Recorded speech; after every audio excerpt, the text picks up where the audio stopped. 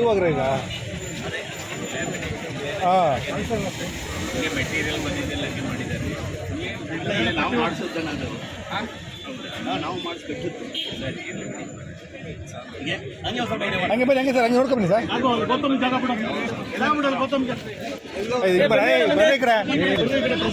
ಮಾತಾಡ್ಸ್ಬೇಕಿದ್ರೆ ಅವರು ನೀವು ಅದೇ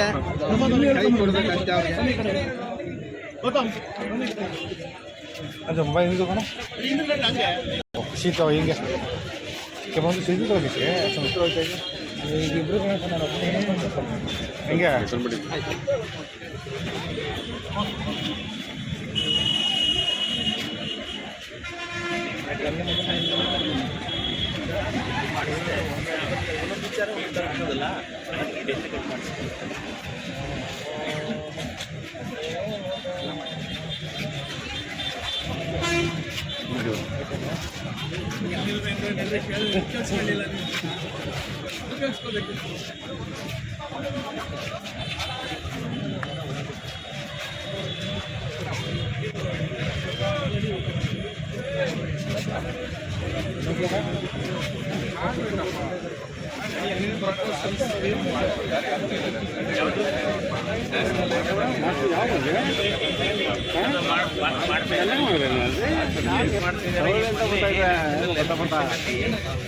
ನರ್ಸ್ಗಳಿಗೇನಾಯ್ತು 12,000 ಡೈಲಿ ವೇಜಸ್ಗಿಂತ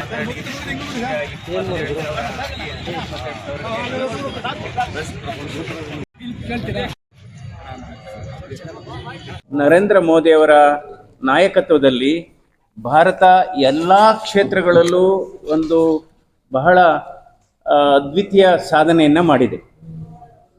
ಅಂದರೆ 2014ನೇ ಇಸ್ವಿನಲ್ಲಿ ನಮ್ಮ ಬಜೆಟ್ ಗಾತ್ರ 17 ಲಕ್ಷ ಕೋಟಿ ಇತ್ತು. ಆದರೆ ಇವತ್ತು ನಮ್ಮ ಈ ಬಜೆಟ್ ಗಾತ್ರ ಏನಾಗಿದೆ 50 ಲಕ್ಷ ಕೋಟಿಗೂ ಕೂಡ ದಾಟಿದೆ. ಅಂದರೆ ಭಾರತ ಈಗಾಗಲೇ ಒಂದು ಸಿಹಿ ಸುದ್ದಿಯನ್ನು ಹೇಳಬೇಕು. ಕಳೆದ ತಿಂಗಳಲ್ಲಿ ನಾವು ವಿಶ್ವದಲ್ಲಿ 4ನೇ ದೊಡ್ಡ ಆರ್ಥಿಕ ಶಕ್ತಿಯಾಗಿ ಬಂದಿದ್ದೇವೆ.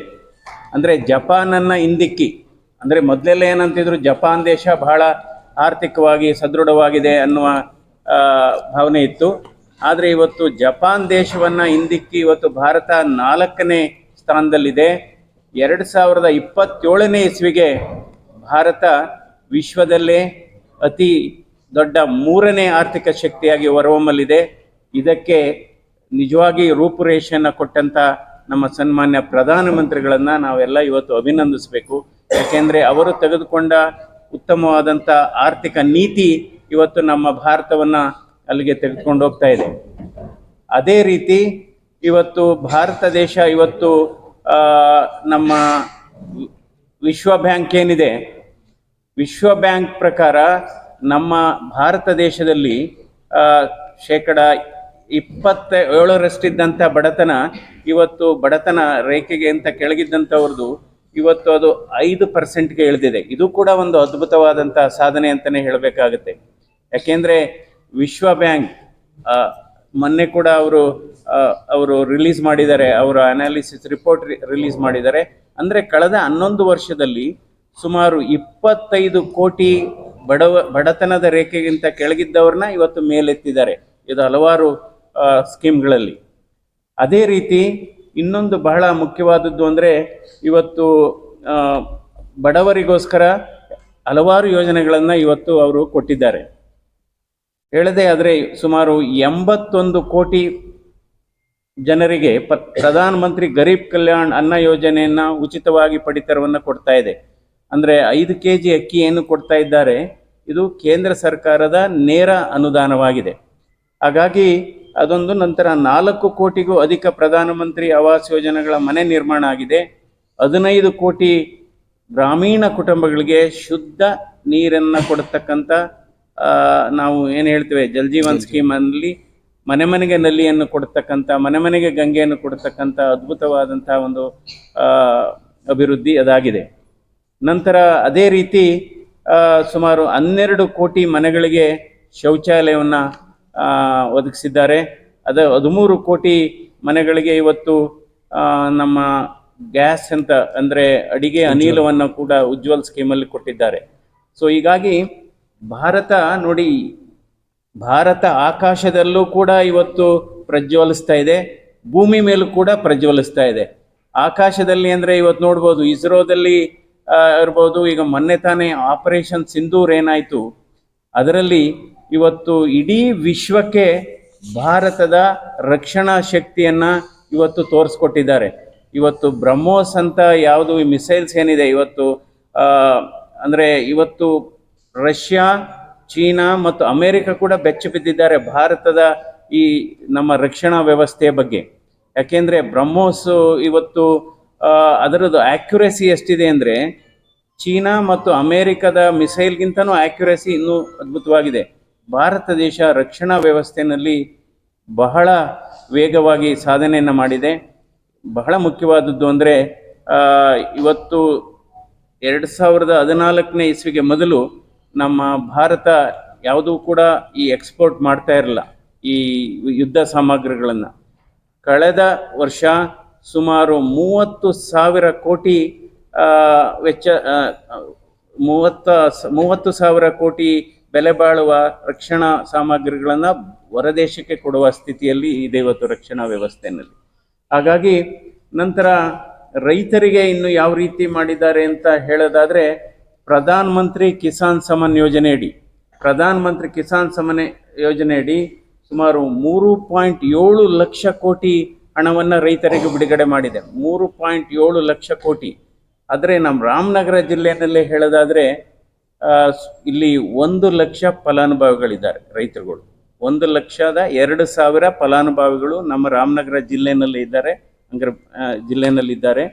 ಸೊ ಹೀಗಾಗಿ ಪ್ರತಿ ವರ್ಷ ಈ ನಮ್ಮ ಜಿಲ್ಲೆಗೆ 60 ಕೋಟಿ ರೂಪಾಯಿ ಸಂದಾಯ ಆಗ್ತಾ ಇದೆ ರೈತರಿಗೆ. ನಂತರ ಪ್ರಧಾನ ಮಂತ್ರಿ ಈಗ ರಾಗಿ ಪ್ರೊಕ್ಯೂರ್ಮೆಂಟೇ ನೋಡ್ಬೋದು. ನಮ್ಮ ಜಿಲ್ಲೆಯಲ್ಲಿ ಕಳೆದ 2 ತಿಂಗಳಲ್ಲಿ 2,10,000 ಕ್ವಿಂಟಾಲ್ ರಾಗಿಯನ್ನು ಕೇಂದ್ರ ಸರ್ಕಾರ ಕೊಂಡ್ಕೊಂಡಿದೆ. ಯಾಕೆಂದರೆ ಅದರಿಂದ ಸುಮಾರು 100 ಕೋಟಿ ರೂಪಾಯಿ ರೈತರಿಗೆ ಸಂದಾಯ ಆಗಿದೆ. ಸೊ ಹೀಗಾಗಿ ಇದೊಂದು ಪ್ರಧಾನ ಮಂತ್ರಿ ಕಿಸಾನ್ ಸಮ್ಮಾನ್ ಯೋಜನೆ ಅಡಿ 3.7 ಲಕ್ಷ ಕೋಟಿ ಇವತ್ತು ವಿತರಣೆ ಆಗಿರೋದು. ಇದು ರೈತರ ಪರವಾಗಿ ಯಾವ ರೀತಿ ಸರ್ಕಾರ ಇದೆ ಅಂತ. ನರೇಗಾ ಸ್ಕೀಮಲ್ಲಿ ಇದೇ ಜಿಲ್ಲೆಯಲ್ಲಿ ಕಳೆದ 11 ವರ್ಷದಲ್ಲಿ 2,600 ಕೋಟಿ ರೂಪಾಯಿಯನ್ನು ಬಿಡುಗಡೆ ಮಾಡಿದ್ದಾರೆ ರೈತರುಗಳಿಗೆ, ಅಂದರೆ ಕಾರ್ಮಿಕರಿಗೆ. ನಂತರ ಕಿಸಾನ್ ಕ್ರೆಡಿಟ್ ಕಾರ್ಡು ಸುಮಾರು 7 ಕೋಟಿ ರೈತರಿಗೆ ಇವತ್ತು ಕಿಸಾನ್ ಕ್ರೆಡಿಟ್ ಕಾರ್ಡ್, ಅದರ ಲಿಮಿಟು ಜಾಸ್ತಿ ಆಗಿದೆ. ಮೊದಲು ಅದರ ಲಿಮಿಟು 3 ಲಕ್ಷ ಇತ್ತು, ಈಗ 5 ಲಕ್ಷಕ್ಕೆ ಅದು ಏರಿಕೆ ಆಗಿದೆ. ಹಾಗಾಗಿ ಫಸಲ್ ಬಿಮಾ ಯೋಜನೆಯಡಿ ಸುಮಾರು 1.75 ಲ್ಯಾಕ್ಸ್ 1,75,000 ಲಕ್ಷ ಕೋಟಿ ಎಂದು 1.75 ಲ್ಯಾಕ್ ಕ್ರೋರ್ಸಷ್ಟು ಇವತ್ತು ಫಸಲ್ ಬಿಮಾ ಯೋಜನೆಯಡಿ ನಮ್ಮ ರಾಷ್ಟ್ರಾದ್ಯಂತ ಇವೆಲ್ಲ. ಅದಕ್ಕೋಸ್ಕರ ಇವತ್ತು ನಮ್ಮ ಭಾರತದ ಕೃಷಿ ಉತ್ಪನ್ನ ಜಾಸ್ತಿ ಆಗಿದೆ. ಭಾರತದ ಕೃಷಿ ಉತ್ಪನ್ನ ಇವತ್ತು 322 ಲಕ್ಷ ಮಿಲಿಯನ್ ಟನ್ಸ್ ಆಗಿದೆ. ಅದೇ ನಮ್ಮ ತೋಟಗಾರಿಕೆ ಉತ್ಪನ್ನ ಸುಮಾರು 352 ಲಕ್ಷ ಟನ್ ಆಗಿದೆ. ಇದು ಗಣನೀಯ. ಕಳೆದ 10 ವರ್ಷಕ್ಕೆ ಹೋಲಿಸಿದರೆ ಸುಮಾರು 10ರಿಂದ 20% ಕೃಷಿ ಉತ್ಪನ್ನ ಮತ್ತು ತೋಟಗಾರಿಕೆ ಉತ್ಪನ್ನ ಜಾಸ್ತಿ ಆಗಿದೆ. ಅಂದರೆ ಸಬ್ಸಿಡಿ ಇವತ್ತು ನಮ್ಮ ರೈತರಿಗೆ, ನಮ್ಮ ನರೇಂದ್ರ ಮೋದಿಯವರ ಸರ್ಕಾರ ರೈತರಿಗೆ ಕೊಟ್ಟಂಥ ಸಬ್ಸಿಡಿ ಏನಪ್ಪ ಅಂದರೆ ಕಳೆದ 10 ವರ್ಷದಲ್ಲಿ 1,27,000 ಕೋಟಿ 1,27,000 ಕೋಟಿಯನ್ನು ಇವತ್ತು ಸಬ್ಸಿಡಿಯಾಗಿ ಕೊಟ್ಟಿದ್ದಾರೆ.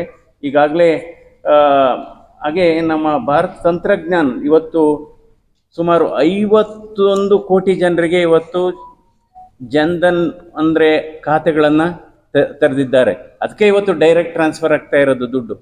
ನರೇಗಾ ಆಗ್ಬೋದು, ಬೇರೆ ಬೇರೆ ಇದು ಆಗ್ಬೋದು, ಫಸಲ್ ಬಿಮಾ ಯೋಜನೆ ಆಗ್ಬೋದು, ಅಥವಾ ನಮ್ಮ ಪ್ರಧಾನ ಮಂತ್ರಿ ಕಿಸಾನ್ ಸಮ್ಮಾನ್ ಯೋಜನೆ ಆಗ್ಬೋದು. ಡೈರೆಕ್ಟ್ ಟ್ರಾನ್ಸ್ಫರ್ ಎಷ್ಟಪ್ಪ ಆಗಿದೆ ಅಂದರೆ 44 ಲಕ್ಷ ಕೋಟಿ ಇವತ್ತು ಡೈರೆಕ್ಟ್ ಟ್ರಾನ್ಸ್ಫರ್ ಆಗಿದೆ. ಇದು ಒಂದು ಬಹಳ ಒಂದು ಅದ್ಭುತವಾದಂಥ ಸಾಧನೆ. ಇನ್ನೊಂದು ಹೇಳ್ತೀನಿ ನಾನು, ಇದು ನಮ್ಮ ಪ್ರಜಾತಂತ್ರದ ವ್ಯವಸ್ಥೆಯಲ್ಲಿ ಭ್ರಷ್ಟಾಚಾರ ಮುಕ್ತ, ಹಗರಣ ಮುಕ್ತ ಆಡಳಿತವನ್ನು ಕೊಟ್ಟಂಥ ನಿಜವಾಗ್ಲೂ ಒಬ್ಬ ವಿಶೇಷವಾದಂಥ ವ್ಯಕ್ತಿ ಅಂದರೆ ಇದು ನರೇಂದ್ರ ಮೋದಿ ಅವರು. ವಿಶೇಷವಾದಂಥ ವ್ಯಕ್ತಿ. ಏಕೆಂದರೆ ಅವರ 11 ವರ್ಷದಲ್ಲಿ ಯಾವುದೇ ಒಂದು ಭ್ರಷ್ಟಾಚಾರ ಇಲ್ಲ, ಯಾವುದೇ ಒಂದು ಹಗರಣ ಇಲ್ಲ, ಯಾವುದೇ ಒಂದು ಆರೋಪ ಇಲ್ಲ. ಯಾಕೆಂದರೆ ಅದೇ ಒಂದು ಅದ್ಭುತವಾದಂಥ ಸಾಧನೆ. Giving a scam free government, giving a corruption free government is one of the greatest achievement of this honourable prime minister ಹೇಳಬೇಕಾಗತ್ತೆ.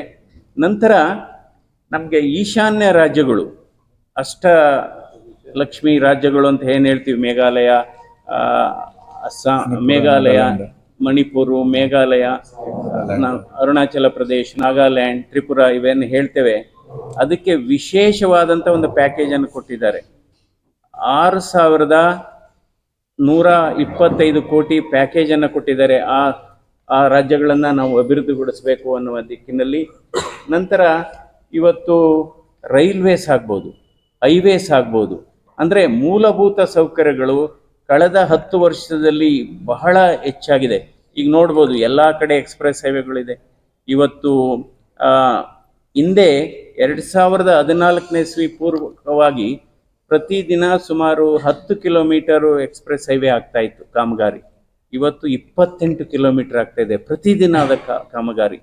ಅಂದರೆ ನಮ್ಮಲ್ಲಿ ಮೊದಲಿದ್ದು ರಾಷ್ಟ್ರೀಯ ಹೆದ್ದಾರಿ 91,000 ಕಿಲೋಮೀಟರ್ ಇತ್ತು. ಇವತ್ತು 1,50,000 ಕಿಲೋಮೀಟರ್ ಎಕ್ಸ್ಪ್ರೆಸ್ ಹೈವೇಸ್ ಇದೆ ಇವತ್ತು. ಅದು ನಿಜವಾಗ್ಲೂ ನಾವು ಯಾವ ರೀತಿ ಅಭಿವೃದ್ಧಿ ಪಥದತ್ತ ಸಾಗ್ತಾ ಇದೆ ಅಂತ ಹೇಳ್ಬೋದು. ಈಗ ನಮ್ಮ ಮೈಸೂರು ಬೆಂಗಳೂರು ಎಕ್ಸ್ಪ್ರೆಸ್ ಹೈವೇಗೆನೆ ಬಹುಶಃ 3,600 ಕೋಟಿ ಖರ್ಚಾಗಿದೆ. ಅದೇ ಮೊದಲು ಕೊನೆಗೆ. ಸೊ ಹೀಗಾಗಿ ಎಕ್ಸ್ಪ್ರೆಸ್ ಹೈವೇ ಇದಾಗಿದೆ. ರೈಲ್ವೇಸ್ ತೆಗೆದುಕೊಂಡ್ರೆ, ರೈಲ್ವೇಸ್ ಅನ್ನು ನೋಡಿ, ಹಿಂದೆ 2014 ಪೂರ್ವವಾಗಿ ಒಂದೇ ಒಂದು ಹೈ ಸ್ಪೀಡ್ ಟ್ರೈನ್ ಇರಲಿಲ್ಲ. ಇವತ್ತು 139 ಹೈ ಸ್ಪೀಡ್ ಟ್ರೈನ್ ಇದೆ ನಮ್ಮ ದೇಶದಲ್ಲಿ. ಒಂದೇ ಭಾರತ್ ಟ್ರೈನ್ ಆಗ್ಬೋದು. ನಂತರ ಅದೇ ರೀತಿ ಇವತ್ತು ನಮ್ಮ ರೈಲ್ವೇಸ್ ಕೂಡ ಅಷ್ಟೇ, ರೈಲ್ವೇಸಲ್ಲೂ ಕೂಡ ಅದ್ಭುತವಾದಂಥ ಸಾಧನೆ ಮಾಡಿದ್ದಾರೆ. ಇವತ್ತು ಮೊದಲು ನಮ್ಮಲ್ಲಿದ್ದಂಥದ್ದು ಕೇವಲ 30,000 ಮಾತ್ರ ಎಲೆಕ್ಟ್ರಿಫಿಕೇಷನ್ ಆಗಿತ್ತು. ಇವತ್ತು 65,000 ಕಿಲೋಮೀಟರ್ಗೆ ಎಲೆಕ್ಟ್ರಿಫಿಕೇಷನ್ ಆಗಿದೆ. ಮತ್ತು 1,275 ರೈಲ್ವೆ ಸ್ಟೇಷನ್ಗಳನ್ನ ಮೇಲ್ದರ್ಜೆಗೆ ಅಪ್ಗ್ರೇಡ್ ಮಾಡ್ತಾ ಇದ್ದಾರೆ. ಅದರಲ್ಲಿ ನಮ್ಮ ಜಿಲ್ಲೆಯಲ್ಲಿ 2 Amrit Bharat railway station upgrade ಆಗ್ತಾ ಇದೆ. ಒಂದು ಬಂದು ಚನ್ನಪಟ್ಟಣ ರೈಲ್ವೆ ಸ್ಟೇಷನ್ನು, ಇನ್ನೊಂದು ರಾಮನಗರ ರೈಲ್ವೆ ಸ್ಟೇಷನ್ನು, ಅದರ ಜೊತೆಗೆ ಬಿಡ್ದಿ ರೈಲ್ವೆ ಸ್ಟೇಷನ್ ಕೂಡ ಅಪ್ಗ್ರೇಡ್ ಆಗ್ತಾ ಇದೆ. ನಂತರ ಇವತ್ತು ಬೆಂಗಳೂರಲ್ಲಿ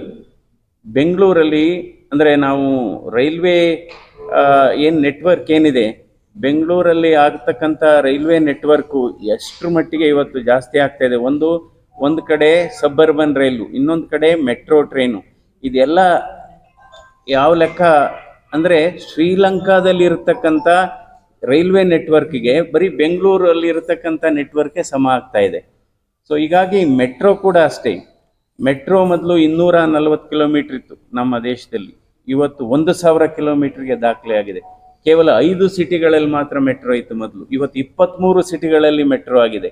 ಸೊ ಹೀಗಾಗಿ ಅದ್ಭುತವಾದಂಥ ಒಂದು ಮುಗಿಲೆತ್ತರಕ್ಕೆ ಸಾಧನೆ ಆಗ್ತಾ ಇದೆ. ಅದೇ ರೀತಿ ಇವತ್ತು ರೈಲ್ವೇಸ್ ಇನ್ವೆಸ್ಟ್ಮೆಂಟ್ ಏನಿದೆ, ಇವತ್ತು ಇನ್ಫ್ರಾಸ್ಟ್ರಕ್ಚರ್ ಇನ್ವೆಸ್ಟ್ಮೆಂಟ್ ಏನಿದೆ, ಇವತ್ತು ಇನ್ಫ್ರಾಸ್ಟ್ರಕ್ಚರ್ ಇನ್ವೆಸ್ಟ್ಮೆಂಟು ಅಂದರೆ ರಸ್ತೆಗಳಾಗ್ಬೋದು, ರೈಲ್ವೇಸ್ ಆಗ್ಬೋದು, ಏರ್ಪೋರ್ಟ್ಗಳಾಗ್ಬೋದು, ಸೀಪೋರ್ಟ್ಗಳಾಗ್ಬೋದು, ಅದಕ್ಕೆ ಸುಮಾರು 11 ಲಕ್ಷ ಕೋಟಿ ಖರ್ಚು ಮಾಡಿದ್ದಾರೆ. 11 ಲಕ್ಷ ಕೋಟಿ.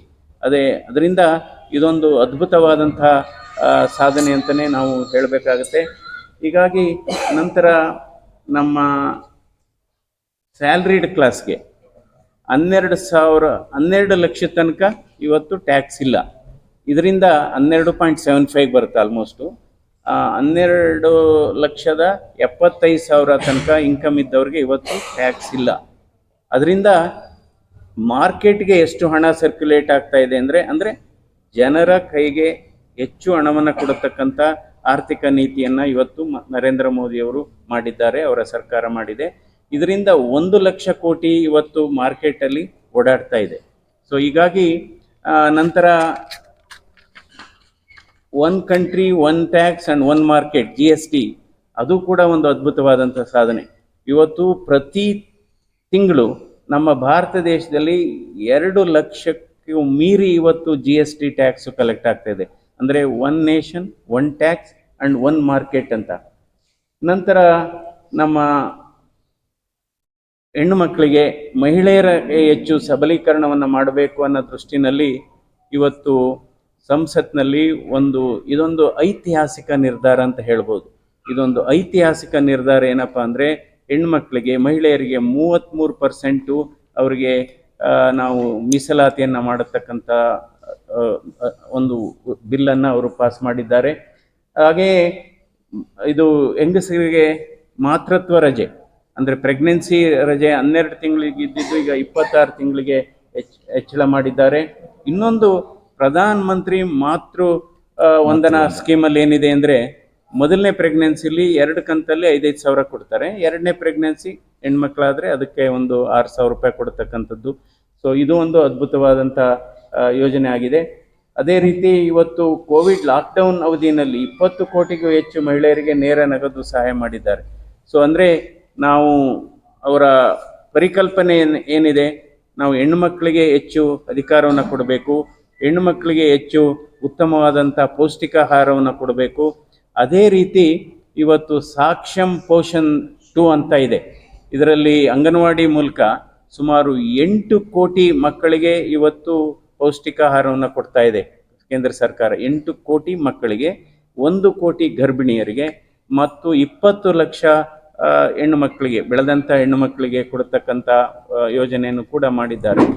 ಅದೇ ರೀತಿ ನಮ್ಮ ಸಮಗ್ರ ಶಿಕ್ಷಣ ಅಂದರೆ ನಾವು ಹೆಚ್ಚು ಸ್ಕಿಲ್ ಡೆವಲಪ್ಮೆಂಟ್ಗೆ ಹೆಚ್ಚು ಒತ್ತು ಕೊಟ್ಟಿದ್ದಾರೆ. 1 ಕೋಟಿ ಯುವಕರಿಗೆ ಇವತ್ತು ಕೌಶಲ್ಯತೆಯನ್ನು ಹೆಚ್ಚು ಸಪೋರ್ಟ್ ಮಾಡತಕ್ಕಂಥ ಸ್ಕೀಮನ್ನು ಮಾಡಿದ್ದಾರೆ. ನಂತರ ಭಾರತದ ಅಮೃತ ಕಾಲದ ಪೀಳಿಗೆ ಸಶಕ್ತೀಕರಣ ಅಂದರೆ ಇವತ್ತು ಕಾಲೇಜುಗಳು ಎಷ್ಟಾಗಿದೆ, ಮೆಡಿಕಲ್ ಕಾಲೇಜ್ ಎಷ್ಟಾಗಿದೆ, IIT ಎಷ್ಟಾಗಿದೆ, IIM ಅದೆಲ್ಲ ಗೊತ್ತಿದೆ ನಿಮಗೆ. ಮೆಡಿಕಲ್ ಕಾಲೇಜು ಮೊದಲು 387 ಮೆಡಿಕಲ್ ಕಾಲೇಜ್ ಇತ್ತು ನಮ್ಮ ದೇಶದಲ್ಲಿ. ಇವತ್ತು 720 ಮೆಡಿಕಲ್ ಕಾಲೇಜ್ ಆಗಿದೆ. MBBS ಸೀಟು ಮೊದಲು 80,000 ಇತ್ತು, ಇವತ್ತು 1,20,000 MBBS ಸೀಟ್ ಆಗಿದೆ. PG ಸೀಟು 70,000 ಇತ್ತು, ಅದು ಕೂಡ 30,000 ಇತ್ತು, ಅದು ಕೂಡ 70,000 ಆಗಿದೆ. ದೆನ್ ಏಮ್ಸ್ ಆಗ್ಬೋದು, ಏಮ್ಸ್ ಮೊದಲು 5 ಇತ್ತು, ಇವತ್ತು 23 ಆಗಿದೆ.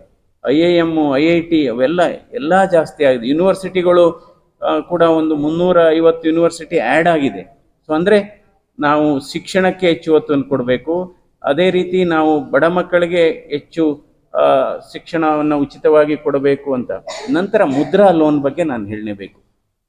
ಯಾಕೆಂದರೆ ಫಂಡಿಂಗ್ ದಿ ಅನ್ಫಂಡೆಡ್ ಅಂತ, ಅಂದರೆ ಯಾವುದೇ ಒಂದು ಶ್ಯೂರಿಟಿ ತಗೊಳ್ದೇನೆ ಅಪ್ ಟು 20 ಲಕ್ಷ ಕೊಡತಕ್ಕಂಥ ವ್ಯವಸ್ಥೆ ಮುದ್ರಾ ಲೋನ್ ಸ್ಕೀಮಲ್ಲಿದೆ. ಇದುವರೆಗೆ ಸುಮಾರು 23 ಲಕ್ಷ ಕೋಟಿಯನ್ನು ಸುಮಾರು 52 ಕೋಟಿ ಲೋನು ಅಂದರೆ ತಗೊಳ್ಳೋರಿಗೆ, ಜನರಿಗೆ ಅದು ತಲುಪಿದ್ದಾರೆ. ಅಂದರೆ ಅದನ್ನು 7 ವರ್ಷದೊಳಗೆ ಅವರು ತೀರಿಸಬೇಕಾಗುತ್ತೆ. ಅಂದರೆ ಕೊಲ್ಯಾಟ್ರಲ್ ಏನು ಬೇಕಾಗಿಲ್ಲ, ಕೊಲ್ಯಾಟ್ರಲ್ ಫ್ರೀ ಲೋನ್ ಅಂತೀವಿ, ಅಥವಾ ಯಾವುದೇ ಒಂದು ಶ್ಯೂರಿಟಿ ಇಲ್ಲ. ಸಣ್ಣ ಇದು ವ್ಯಾಪಾರ ಮಾಡೋಂಥವ್ರಿಗೆ, ಸಣ್ಣ ಉದ್ದಿಮೆ ಮಾಡೋಂಥವ್ರಿಗೆ ಇದು ಮುದ್ರಾ ಲೋನು ನಿಜವಾಗ್ಲೂ ಇದೊಂದು ಸಂಜೀವನಿಯಾಗಿದೆ ಈ ಬಡವರಿಗೆ ಅಥವಾ ಸ್ಮಾಲ್ ಇದು ಉದ್ದಿಮೆಯವರಿಗೆ. ನಂತರ 300 ಯೂನಿಟ್ ಉಚಿತವಾದಂಥ ಸೂರ್ಯಘರ್ ಯೋಜನೆಯನ್ನು ಕೂಡ ಜಾರಿಗೆ ತಂದಿದ್ದಾರೆ. ಈಗಾಗಲೇ ಮುದ್ರಾ ಯೋಜನೆ ಹೇಳಿದ್ದೀನಿ, 32 ಲಕ್ಷ ಕೋಟಿ ಮೌಲ್ಯದ ಸಾಲವನ್ನು ವಿತರಣೆಯಾಗಿದೆ ಇವತ್ತು. ಬೀದಿ ಬದಿ ವ್ಯಾಪಾರಿಗಳಾಗ್ಬೋದು, ಸಣ್ಣ ವ್ಯಾಪಾರಿಗಳಿಗೆ ಎಲ್ಲರಿಗೂ ಒಂದು ಆಯುಷ್ಮಾನ್ ಭಾರತ್ ಯೋಜನೆ ಅಡಿ ಇದು ಒಂದು ಕೂಡ, ಇದೊಂದು ಇನ್ಶೂರೆನ್ಸ್ ಸ್ಕೀಮ್ ಅಲ್ಲ, ಇದು ಅಶ್ಯೂರೆನ್ಸ್ ಸ್ಕೀಮ್. ಯಾವುದು ಆಯುಷ್ಮಾನ್ ಭಾರತ್ ಸ್ಕೀಮ್ ಏನಿದೆ ಇದು ಇನ್ಶೂರೆನ್ಸ್ ಅಲ್ಲ, ಇದು ಅಶ್ಯೂರೆನ್ಸ್ ಸ್ಕೀಮು. ಇದರಲ್ಲಿ ಇದುವರೆಗೆ ಸುಮಾರು 60 ಕೋಟಿ ಜನರು ಇವತ್ತು ಎನ್ರೋಲ್ಮೆಂಟ್ ಆಗಿದ್ದಾರೆ. ಇದುವರೆಗೆ ಸುಮಾರು 8 ಕೋಟಿ ಜನರಿಗೆ ಇದು ಚಿಕಿತ್ಸೆ ಲಭ್ಯವಾಗಿದೆ ಇವತ್ತು. ಇದೊಂದು ವಿಶ್ವದ ಅತಿ ದೊಡ್ಡ ಸ್ಕೀಮ್ ಆಗಿದೆ. ನಂತರ ನಮಗೆ ಕೋವಿಡ್ ಬಂದಂಥ ಸಂದರ್ಭದಲ್ಲಿ 220 ಕೋಟಿ ಲಸಿಕೆಗಳನ್ನು ಕೊಟ್ಟಂಥ ಏಕೈಕ ದೇಶ ಭಾರತ ದೇಶ ಅಂತಲೇ ಹೇಳ್ಬೋದು. 220 ಕೋಟಿ ವ್ಯಾಕ್ಸಿನ್ಸ್ ಅಂತ. ಈಗಲೂ ಕೂಡ ಅಲ್ಲಿ ಇಲ್ಲಿ ಕೋವಿಡ್ ಇದೆ, ಏನು ಗಾಬರಿ ಪಟ್ಕೊಳ್ಳೋ ಅವಶ್ಯಕತೆ ಏನಿಲ್ಲ. ಯಾಕೆಂದರೆ ಅದು ಮಾಮೂಲಿ ವೈರಲ್ ಇನ್ಫೆಕ್ಷನ್ ಥರ ಬರುತ್ತೆ ಹೋಗುತ್ತೆ. ಸೊ ಈಗ ಇದೇನು ಅಲೆ ಅಲ್ಲ. ಸೊ ಅವತ್ತು ಅವರು ದೃಢ ನಿರ್ಧಾರ ಮಾಡಿ ಅದು 2 ಕಂಪನಿಗಳ ಮೂಲಕ 220 ಕೋಟಿ ವ್ಯಾಕ್ಸಿನ್ಸನ್ನು, ಅದು 2ನೇ ಡೋಸು ಮತ್ತು ಬೂಸ್ಟರ್ ಡೋಸು ಎಲ್ಲನೂ ಕೊಡದೇ ಇದ್ದಿದ್ರೆ ಲಕ್ಷಾಂತರ ಭಾರತೀಯರು ಸಾವನ್ನಪ್ತಾ ಇದ್ರು. ಅದೊಂದು ಬಹಳ ನಿರ್ಧಾರ. ನಂತರ 370 ಆರ್ಟಿಕಲ್ 370 ಆರ್ಬಗೇಷನ್ ಮಾಡಿರೋದ್ರಿಂದ ಇವತ್ತು ಕಾಶ್ಮೀರದಲ್ಲಿ ಇವತ್ತು ಸುಮಾರು ಕಳೆದ 1 ವರ್ಷದಲ್ಲಿ ಸುಮಾರು 1.5 ಕೋಟಿ ಪ್ರವಾಸಿಗರು ಹೋಗಿದ್ದಾರೆ ಕಾಶ್ಮೀರಕ್ಕೆ. ಈಗ ಮೊನ್ನೆ ಘಟನೆ ಒಂದು ಅಹಿತಕರವಾದ ಘಟನೆ ಆಗಿದೆ. ಆದರೆ ಇವತ್ತು ಕಾಶ್ಮೀರದಲ್ಲಿ ಒಂದು ಚುನಾಯಿತ ಸರ್ಕಾರ ಇದೆ, ಅದು ಕೂಡ ಒಂದು ಅದ್ಭುತವಾದಂಥ ಸಾಧನೆ. ಯಾವುದೇ ಒಂದು ಗಲಭೆ ಇಲ್ಲದೇ ಇವತ್ತು ಅಲ್ಲಿ ನಡೆತಕ್ಕಂಥ ಭಯೋತ್ಪಾದಕ ಚಟುವಟಿಕೆಗಳು ಸುಮಾರು 65% 69% ಕಡಿಮೆ ಆಗಿದೆ. ಅಂದರೆ ಈಶಾನ್ಯ ಭಾರತದಲ್ಲಿ ಮತ್ತು ಹಾಗೆಯೇ ನಮ್ಮ ಇದು ಕಾಶ್ಮೀರದಲ್ಲಿ ಭಯೋತ್ಪಾದಕ ಚಟುವಟಿಕೆಗಳು 65% 69% ಕಡಿಮೆ ಆಗಿದೆ. ಹೆಚ್ಚು ಪ್ರವಾಸಿಗರು ಹೋಗ್ತಾ ಇದ್ದಾರೆ ಮತ್ತು ಹೆಚ್ಚು ಯುವಕರು ಇವತ್ತು ಶಾಲೆಗಳಿಗೆ ಹೋಗ್ತಾ ಇದ್ದಾರೆ ಕಾಶ್ಮೀರದಲ್ಲಿ. ಅದರಿಂದ ಹೆಚ್ಚು ಅವರ ಬದುಕನ್ನು ಕಂಡುಕೊಳ್ತಾ ಇದ್ದಾರೆ. ಸೊ ಅದೊಂದು ಕೂಡ ಕಾಶ್ಮೀರದಲ್ಲಿ ಮಾಡಿದಂಥ ವ್ಯವಸ್ಥೆ. ಈಗಾಗಲೇ ಆಪರೇಷನ್ ಸಿಂಧೂರ್ ಬಗ್ಗೆ ಎಲ್ಲರಿಗೂ ಗೊತ್ತೇ ಇದೆ. ಭಾರತ ಕೇವಲ 3 ದಿನದಲ್ಲಿ ಸುಮಾರು 9 ಭಯೋತ್ಪಾದಕ ಶಿಬಿರಗಳನ್ನು ನಾಶ ಮಾಡಿ ಅದು ಕೂಡ ಇಡೀ ವಿಶ್ವಕ್ಕೆ ಒಂದು ಎಚ್ಚರಿಕೆಯನ್ನು ಕೊಟ್ಟಿದೆ. ಭಾರತ ಎಂದೂ ಕೂಡ ಭಯೋತ್ಪಾದನೆಯನ್ನು ಸಹಿಸಲ್ಲ ಮತ್ತು ಸುಮಾರು ವಿಶ್ವಕ್ಕೆ ಒಂದು ಉತ್ತಮವಾದ ಸಂದೇಶವನ್ನು, ವಿಶೇಷ ಡೆಲಿಗೇಷನ್ನನ್ನು ಕಳಿಸುವ ಮೂಲಕ ಸುಮಾರು ದೇಶಗಳಿಗೆ ಭಾರತ ದೇಶ ಎಂದೂ ಕೂಡ ಭಯೋತ್ಪಾದನೆಯನ್ನು ಸಹಿಸಲ್ಲ. ಅದೇ ರೀತಿ ನಾವು ಶಾಂತಿಯನ್ನು ಕೂಡ ಬಯಸ್ತೇವೆ, ಭಯೋತ್ಪಾದಕನ್ನು ಸಹಿಸಲ್ಲ. ಅದಕ್ಕೋಸ್ಕರ ನಾವು ಪಾಕಿಸ್ತಾನದ ಮೇಲೆ ಅಟ್ಯಾಕ್ ಮಾಡಿದಂಥ ಸಂದರ್ಭದಲ್ಲಿ ಯಾವುದೇ ಒಂದು ಜನಸಾಮಾನ್ಯರು ಇರತಕ್ಕಂಥ ಪ್ರದೇಶಗಳ ಮೇಲೆ ಮಿಸೈಲ್ಸ್ ಹಾಕೋದಾಗಲಿ ಅಥವಾ ಬಾಂಬ್ ಹಾಕೋದಾಗಲಿ ಏನೇ ಹಾಕಿಲ್ಲ. ಬಟ್ ಈ 3-4 ದಿನ ಈ ಆಪರೇಷನ್ ಸಿಂಧೂರಿಂದ ಭಾರತ ದೇಶ ರಕ್ಷಣಾ ವ್ಯವಸ್ಥೆಯಲ್ಲಿ ಎಷ್ಟು ಸ್ವಯಂ ಅಂದರೆ ಇಂಡಿಜಿನಸ್ ಅಂದರೆ ತಾನೇ ತಯಾರಿಸಿದಂಥ, ಅಂದರೆ ಬೇರೆ ದೇಶಗಳಿಂದ ಕೊಂಡ್ಕೊಂಡಿದ್ದಲ್ಲ, ಇಲ್ಲಿಂದನೇ ಮಾಡಿರತಕ್ಕಂಥ, ನಮ್ಮ ದೇಶದಲ್ಲೇ ಮಾಡಿರತಕ್ಕಂಥ ಇವತ್ತು ವೆಪನ್ಸ್ ಇದು. ಅಂದರೆ ಫಸ್ಟ್ ಟೈಮ್ ಆರ್ಟಿಫಿಷಿಯಲ್ ಇಂಟೆಲಿಜೆನ್ಸ್ ಉಪಯೋಗಿಸಿ ಮಿಸೈಲ್ ಮಾಡಿದಂಥ ದೇಶ ನಾವು ಆ ಪಟ್ಟಿಯಲ್ಲಿ ಅಗ್ರಸ್ಥಾನದಲ್ಲೇ ಇರ್ತೇವೆ. ಯಾಕೆಂದರೆ ಇವತ್ತು ಆರ್ಟಿಫಿಷಿಯಲ್ ಇಂಟೆಲಿಜೆನ್ಸು ಅಳವಡಿಸಿಕೊಂಡು ಈಗ ರಷ್ಯಾ ಮತ್ತು ಅಮೇರಿಕಾ ಅವರು ಕೂಡ ಮಾಡಿದ್ದಾರೆ. ಅದಕ್ಕಿಂತ ಒಂದು ಹೆಜ್ಜೆ ಮುಂದಿದೆ ನಮ್ಮ ದೇಶ ರಕ್ಷಣಾ ವ್ಯವಸ್ಥೆಯಲ್ಲಿ. ಅದರಿಂದ ಇವತ್ತು ವ್ಯಾಪಾರ ಇನ್ವೆಸ್ಟ್ಮೆಂಟ್ ಫ್ರೆಂಡ್ಲಿ ಹಾಗೂ ಕೂಡ ಇವತ್ತು ನಮ್ಮ ದೇಶ ಇವತ್ತು ಅದರಲ್ಲಿ ಮುಂದುವರೆದಿದೆ. ಇವತ್ತು ಫಾರಿನ್ ಇನ್ವೆಸ್ಟ್ಮೆಂಟು ಇವತ್ತು ಸುಮಾರು 49% ಫಾರಿನ್ ಇನ್ವೆಸ್ಟ್ಮೆಂಟ್ ಕೂಡ ಇವತ್ತು ಅಲೋ ಮಾಡಿದೆ. ಇವತ್ತು ಅದು ರೈಲ್ವೇಸ್ ಆಗ್ಬೋದು, ಡಿಫೆನ್ಸ್ ಆಗ್ಬೋದು. ನಂತರ ಸ್ಟಾರ್ಟಪ್ಸು ಅಂದರೆ ಹೊಸದಾಗಿ ಕೈಗಾರಿಕೆಯನ್ನು ಅಥವಾ ಉದ್ದಿಮೆಯನ್ನು ಸ್ಟಾರ್ಟ್ ಮಾಡತಕ್ಕಂಥವರಿಗೆ ಬಹಳ ಪ್ರೋತ್ಸಾಹ ಕೊಟ್ಟಿದೆ. 2014ನೇ ಇಸ್ವಿ ಹಿಂದೆ ನಮ್ಮ ಸ್ಟಾರ್ಟಪ್ಸ್ ಎಷ್ಟಪ್ಪ ಇತ್ತು ಅಂದರೆ 500 ಇತ್ತು. ಇವತ್ತು 1,20,000 ಸ್ಟಾರ್ಟಪ್ಸ್ ಇದೆ ನಮ್ಮ ದೇಶದಲ್ಲಿ. ಇವತ್ತು ಡಿಜಿಟಲ್ ಎಕ್ಸ್ಪೋರ್ಟ್, ಇವತ್ತು ಭಾರತ ದೇಶ 40% ಎಕ್ಸ್ಪೋರ್ಟ್ ಮಾಡ್ತಾ ಇದೆ, ಡಿಜಿಟಲ್ ಎಕ್ಸ್ಪೋರ್ಟು.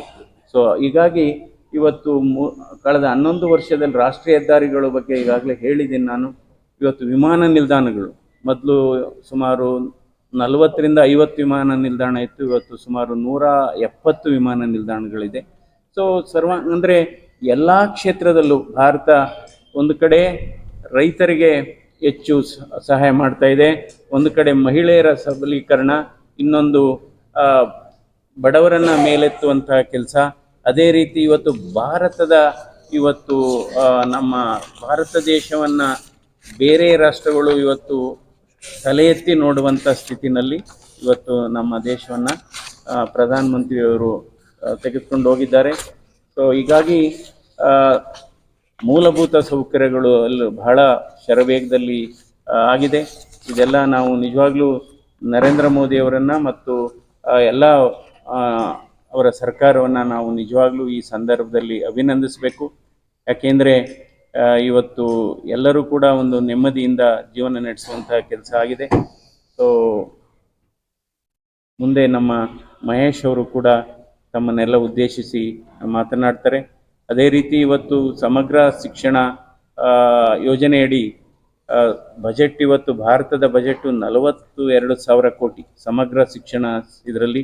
ನಂತರ ನ್ಯಾಷನಲ್ ರೂರಲ್ ಲೈವ್ಲಿಹುಡ್ ಅಂದರೆ ನಾವು ಸ್ವಯಂ ಪ್ರೇರಿತ